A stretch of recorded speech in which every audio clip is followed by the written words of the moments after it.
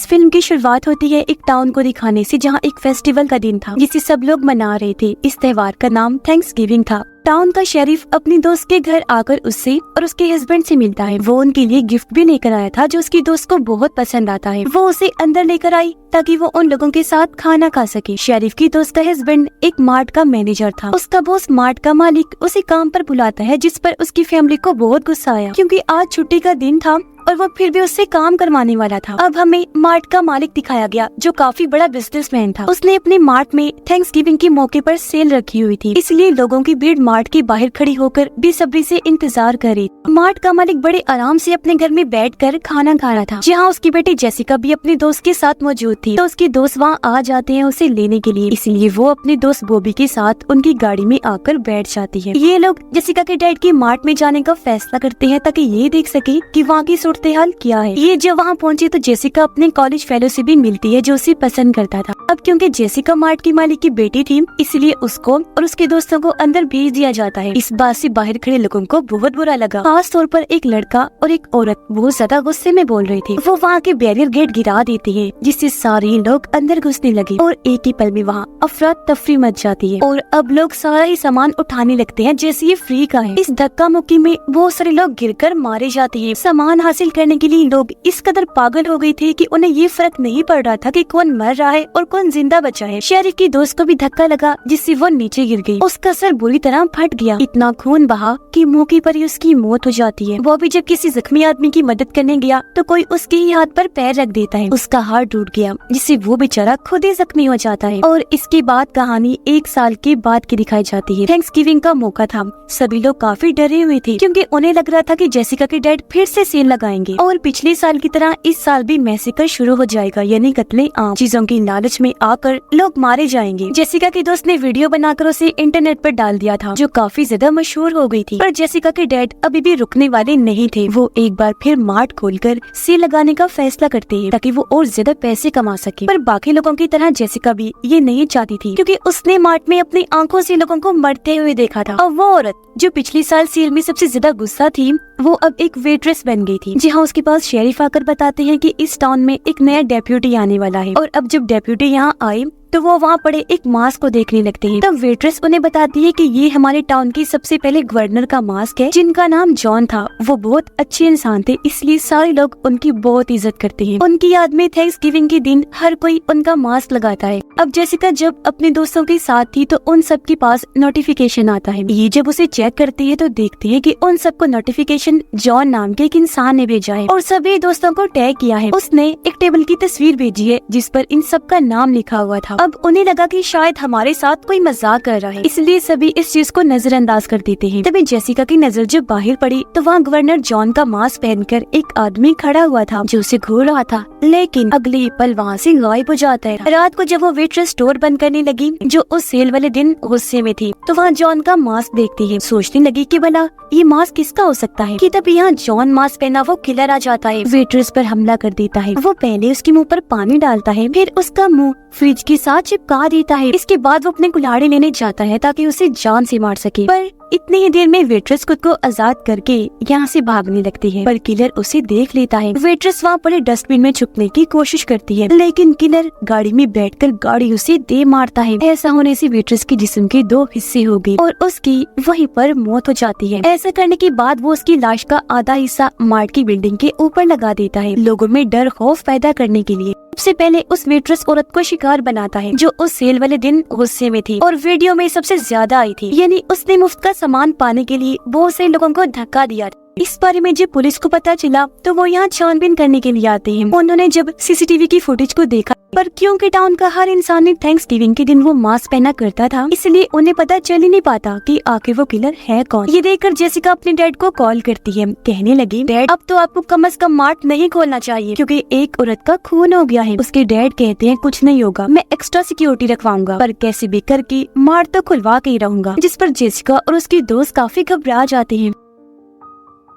तभी उन्हें एक वेपन्स डीलर मिलता है, कहने लगा कि अगर तुम लोगों को गन्स या कोई और हथियार चाहिए तो मुझसे खरीद सकते हो। अब जेसिका और उसकी दोस्त पुलिस स्टेशन गई। उन्हें बताने लगती है कि हमारे हिसाब से किलर उन लोगों को मार रहा है जो पिछले मैसेकर में शामिल थे। इस पर शेरिफ जेसिका को कहता है कि अगर तुम्हें ये लगता है तो उस मैसेकर की वीडियो फुटेज हमें लाकर दो, क्योंकि मैं जानता हूँ कि तुम्हारे डैड के पास वो मौजूद होगी। इससे ये होगा कि हमें पता चल जाएगा कि किसकी जान खतरे में है, तो हम उन लोगों को पहले ही आगाह कर देंगे। इस पर जेसिका उनकी मदद करने को तैयार हो जाती है। वो जब बाहर आई तो उसे बॉबी मिलता है, बताने लगी कि हम सबकी ये जान खतरे में है, इसलिए हम सब लोगों को एक साथ रहना होगा ताकि किलर हम तक ना पहुंच सके। अब रात के वक्त किलर एक गार्ड के घर गया जो उस दिन लोगों की भीड़ देखकर मार्ट से भाग गया था। किलर एक तेज नोकीली तार से उसका सर काट देता है, जिससे उसकी भयानक मौत हो जाती है। फिर वो उसके कटे हुए सर को बैग में रख के अपने साथ ले जाता है। अगले सुबह किलर एक बार फिर सभी दोस्तों को टैग करके उन्हें एक ही पोस्ट भेजता है, जो और कुछ नहीं बल्कि गार्ड का कटा हुआ सर था, जो उसे टेबल पर रखा हुआ था जहाँ इन सब दोस्तों के नाम लिखे हुए थे। इससे सभी लोग बहुत घबरा गए, क्योंकि समझ गए थे कि वो किलर हमें भी मार देगा। पुलिस काफी छानबीन करती है, लेकिन अब भी वो पता नहीं लगवा पाते कि आखिर किलर है कौन। अब जेसिका अपने डैड के लैपटॉप से मैसेकर वाले दिन की वीडियो फुटेज शेरिफ को चोरी चोरी भेज देती है। तब शेरिफ पता लगवाने की कोशिश करने लगता है कि किसकी जान खतरे में है और कौन महफूज है। एक तस्वीर में ये लोग जेसिका के दोस्त को देखते हैं जो उसी मरने वाले गार्ड के गले लगा हुआ था, जो देखकर इन्हें लगने लगता है कि जरूर जेसिका के उस दोस्त की जान को भी खतरा है। और अब वो किलर एक जिम ट्रेनर के पास जाता है जो भी उस दिन वहाँ मौजूद था। जिम ट्रेनर की दोस्त एक चीयर लीडर थी जो उसे अपने पास बुलाती है और जंपिंग पैड पर कूदने लगती है, पर तभी किलर जिम ट्रेनर की गर्दन मोड़ देता है। उसकी नाक से खून आने लगा,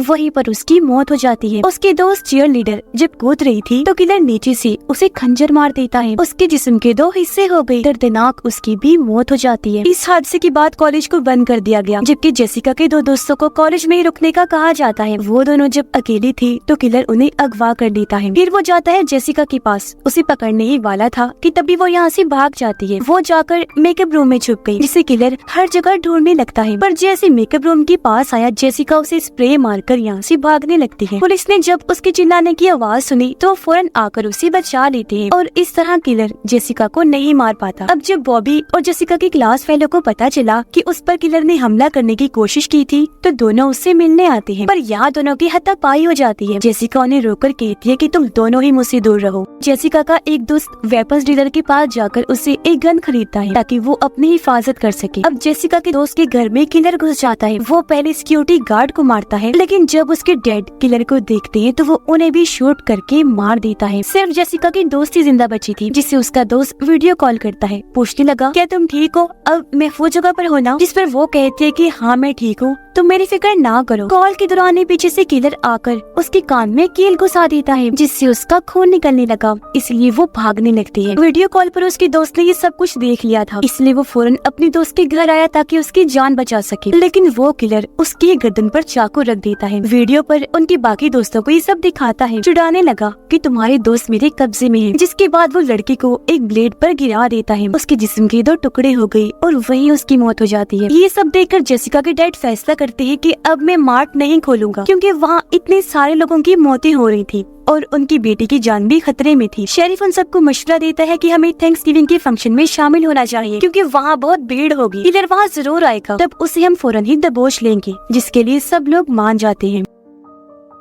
अगले दिन जब ये फंक्शन पर थे तो किलर सच में यहाँ आ जाता है। वो एक आदमी की गर्दन काटकर उसकी जान ही ले लेता है। फिर वो वहाँ धुएं वाले बॉम्ब्स फेंकने लगता है, जिससे डरकर सारे लोग वहाँ से भागने लगते हैं। हर तरफ अफरा तफरी मच जाती है, जिसके बाद वो किलर जेसिका, उसके दोस्त और मॉम डैड को भी बेहोश करके उन्हें भी अगवा कर लेता है। जेसिका की मॉम की जब आंखें खुलती है तो वो खुद को टेबल पर लेटा हुआ पाती है। उसने देखा कि किलर कुछ मसाले मिक्स करके सॉस तैयार कर रहा है। अब किलर उसके पूरे जिस्म पर तेल लगाने लगा ताकि सॉस को लगाकर मैरिनेट कर सके, क्योंकि वो जेसिका की मॉम को रोस्ट करना चाहता था। वो जब अपना दूसरा मास्क लेने गया तो जेसिका की मॉम खुद को आजाद करके वहाँ से भागने लगती है। वापिस आकर जब वो उसे टेबल पर नहीं मिलती तो एक फॉक लेकर वो हर जगह उसे ढूंढने लगता है। जेसिका की मॉम फ्रीजर रूम में छुपने के लिए जाती है, पर पहले ही वहाँ किलर ने चीयर लीडर की लाश को रखा हुआ था, जिसे देखकर वो काफी डर गई, यहाँ से भी भागने लगती है। पर तभी उसे किलर भी देख चुका था। वो पीछे से फॉक मारकर पहले उसे जख्मी करता है, जिसके बाद उसे ओवन में में डाल देता है। उसने ओवन फुल खोल दिया। जेसिका की मोम रोस्ट होने लगी और इस तरह भयानक तरीके से उनकी भी मौत हो जाती है। अब किलर अपनी लाइव वीडियो बनाने लगा जिसमें उसने जेसिका और उन लोगों को बंदी बनाया हुआ था। फिर वो सबको टेबल पर बिठा देता है। वीडियो की लोकेशन देखकर पुलिस वहाँ पहुँच जाती है, लेकिन उन्होंने देखा कि यहाँ पर कुछ भी नहीं है। असल में किलर ने लोकेशन ही गलत डाली थी। वो इन सब के साथ गेम खेल रहा था। अब वो दूसरी लाइव वीडियो बनाता है। जेसिका और बाकी लोगों के सामने उनका खाना लेकर आता है, जो और कुछ नहीं बल्कि जेसिका की मॉम की रोस्ट हुई लाश थी, जो देखकर सब लोग बुरी तरह डर गए, चिल्लाने लगते हैं। किलर उन्हें बताता है कि सेल और मुफ्त चीजें देने वाला आइडिया जेसिका की मॉम का ही था, इसलिए मैंने उसे रोस्ट करके ये हाल कर दिया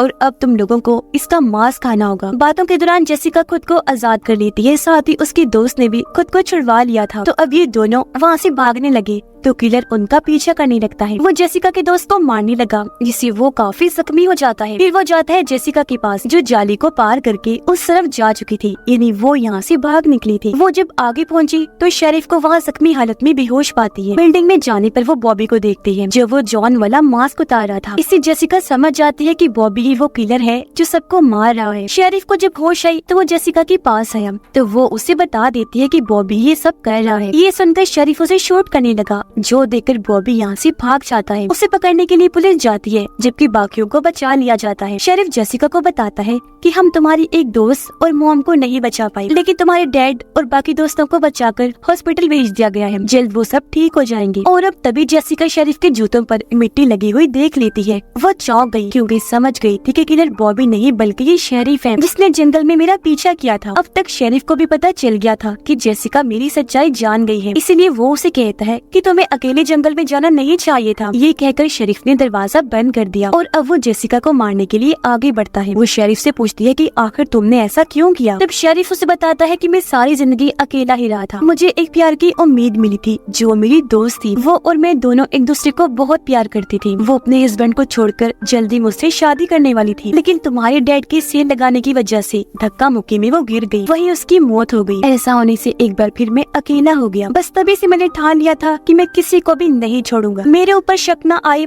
इसलिए मैं जॉन का मास्क पहनकर सबको मारने लगा ताकि अपना बदला ले सकूं। उसकी बात पूरी होते ही जेसिका उसे फोन दिखाकर शुक्रिया कहती है। फिर बताने लगी कि अभी अभी जो तुमने बोला है मैंने उसे रिकॉर्ड करके लाइव चला दिया था, जिससे सबको पता चल चुका है कि तुम ही असली किलर हो। ये देखकर शेरिफ को बुरा लगा। वो उसे मारने के लिए आगे बढ़ता है, लेकिन तभी यहाँ बॉबी आकर उसे बचा लेता है। जेसिका को लेकर यहाँ से भाग गया। ये दोनों ट्रक में बैठे और यहाँ से निकल जाते हैं। दोनों जब एक जगह पर आए तो जेसिका बड़े से बैलून में गैस भरने लगती है ताकि वो फूल सके। और अब जैसे किलर शेरिफ उन्हें मारने के लिए आया तो तभी जेसिका गैस वाले बैलून पर शूट कर देती है, जिससे वहाँ धमाका हुआ, आग लग जाती है। शेरिफ भी उसमें जल गया, जिससे इन्हें लगने लगता है कि वो भी शायद मर गया होगा। इसके बाद पुलिस यहाँ आकर छानबीन करने लगती है। यहाँ फायरमैन भी आए, जो आग बुझाकर वहाँ से जाने लगते हैं। पूछने पर फायरमैन ऑफिसर को बताता है कि हमें यहाँ राख के अलावा कुछ नहीं मिला, यानी ये बात कंफर्म नहीं थी कि शेरिफ मर गया है या भी जिंदा है। अब जब रात को जेसिका सो रही थी तो उसे शेरिफ का ही सपना आता है, जहाँ उसे ये ख्याल आया जैसे शेरिफ मेरी अलमारी में छुपा हुआ है। पर जब वो अलमारी को देखने गई तो वहाँ कोई भी नहीं होता। पर असल बात तो ये थी कि शेरिफ अभी भी जिंदा है, क्योंकि जब आग बुझाई गई तो एक फायरमैन वहाँ से भाग रहा था, जो और कोई नहीं बल्कि शेरिफ ही था। और इसी भयानक एंडिंग के साथ ही इस फिल्म की कहानी भी यहीं पर खत्म हो जाती है।